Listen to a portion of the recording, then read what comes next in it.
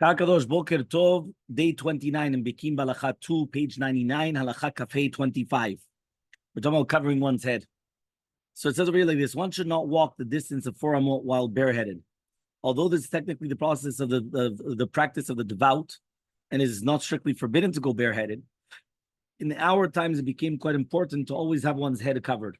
This identifies a person being Jewish who believes in the Torah and observes the mitzvot. The Kippah, the yarmulke, has become a symbol of those who are mitzvah observant, whereas going bareheaded symbolizes one's rejection of those sacred values. It has become the norm of observant Jews to always keep their heads covered. Therefore, anyone who goes bareheaded is likely guilty of casting a suspicion on himself that he's not observant. And it is forbidden to cast such a suspicion on yourself. When in the presence of the eminent Torah scholars or leading rabbi, it is especially important to cover one's head as a gesture of respect for the great man. Likewise, it's very important to avoid reciting a blessing in the name of Hashem, as we're going to mention in Siman 91. So look in the footnote 91.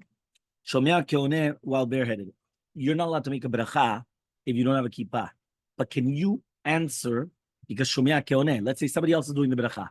I'm not doing the bracha, but can I be without a kippah? So he says, if someone wishes to listen to another person saying the bracha on his behalf, the listener must not be bareheaded as well. Just yes, because it has to be a clothing. Let's say they don't have a kippah, so they do like this, and this is a clothing covering their head. Yes. Okay.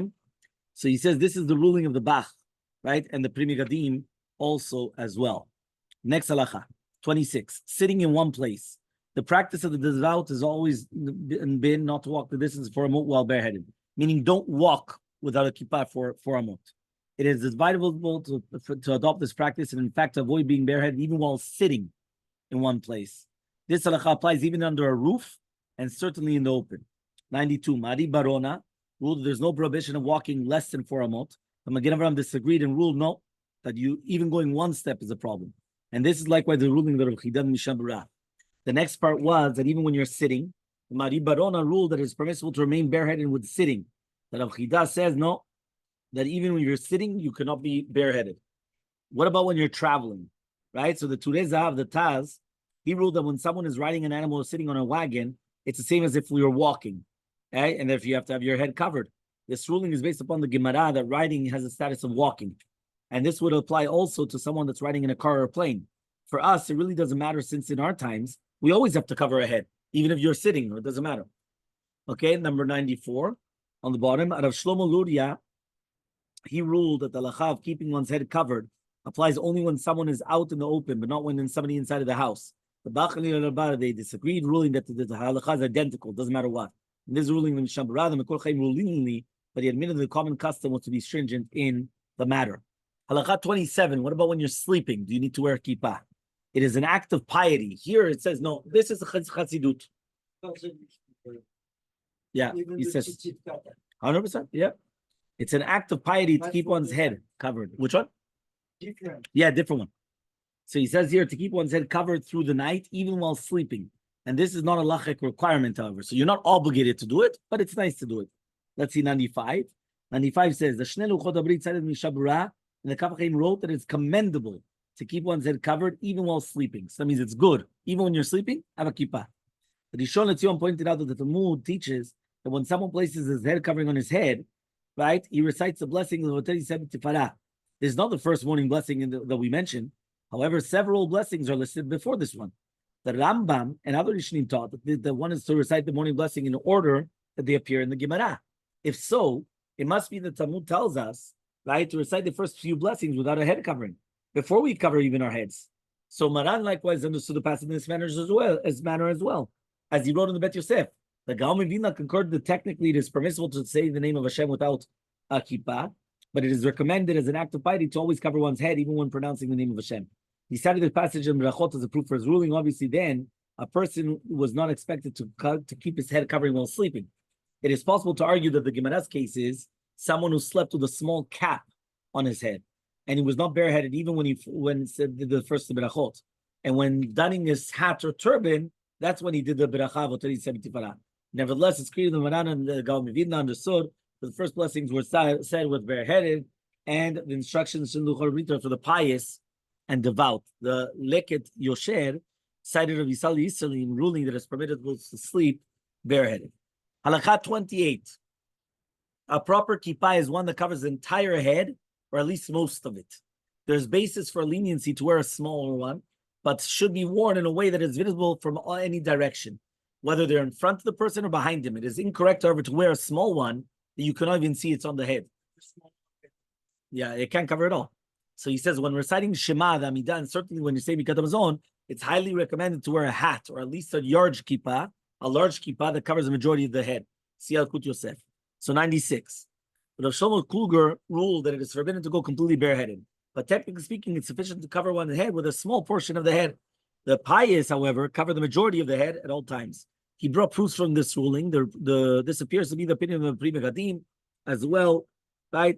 The Rishon LeZion also refuted this ruling, demonstrating that Rabbeinu Meir Rotumug, Maram Rotumug, and the Orchot Chaim and the Kolba ruled that there's no real permission of going without kippah.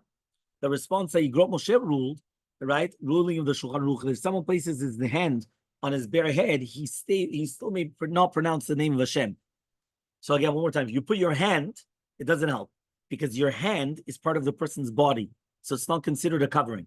Maran deduced from this that if someone else places a hand, so then they can. But this proof is partially covering the head is sufficient to permit it. But Rishon LeZion ruled that it is recommended to wear a kippah that covers the entire head, or at least most of it, citing the Teshurat Shai and Shoel Venishal. Nevertheless, even if there's a basis to permit a smaller kippah as long as it's visible from all directions, there's no basis to permit saying the brachot while wearing a kippah so small that it's only visible from one side of the head. Hodaya testified that he often rebuked people for wearing such a small kippah that covers only a small portion of the head. What about covering it with your hand?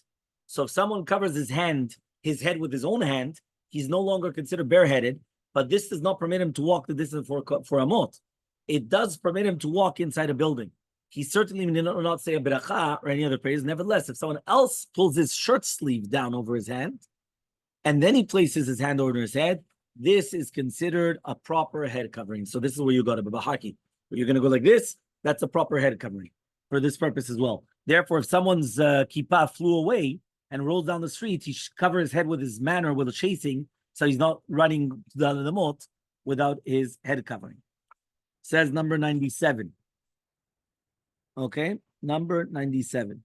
The Trumat Adeshin ruled, right, that it is forbidden to pray while covering one's bare head with one's hand, since both are limbs of the same body. Meaning, if you only just use your hand and your head is the same body.